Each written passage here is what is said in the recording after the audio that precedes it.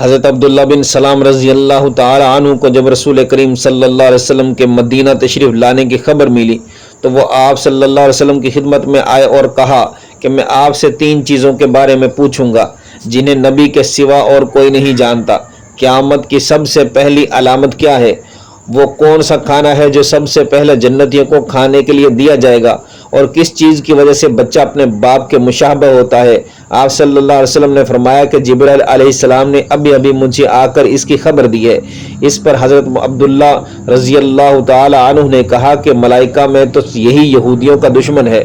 حضرت صلی اللہ علیہ وسلم نے فرمایا قیامت کی سب سے پہلی علامت ایک آگ کی صورت میں ظاہر ہوگی جو لوگوں کو مشرق سے مغرب کی طرف ہانک لے جائے گی۔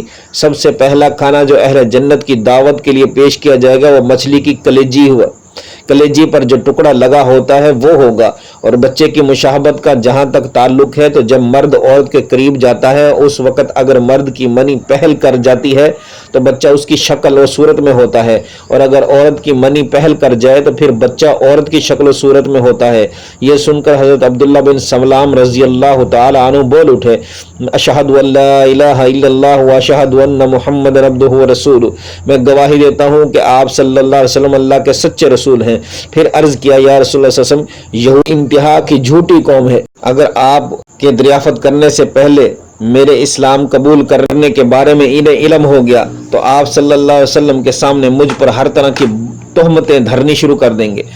چنانچہ کچھ یہودی آئے، حضرت عبداللہ رضی اللہ تعالی عنہ گھر کے اندر چھپ کر بیٹھ گئے۔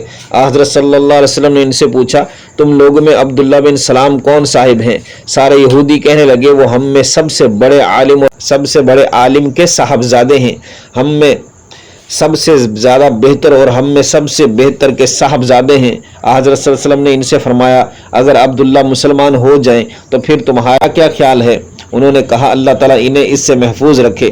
اتنے میں حضرت عبداللہ رضی اللہ تعالیٰ عنہ باہر تشریف لائے اور کہا میں گواہی دیتا ہوں کہ اللہ کے سوا کوئی معبود نہیں، اور میں گواہی دیتا ہوں کہ محمد صلی اللہ علیہ وسلم اللہ کے سچے رسول ہیں۔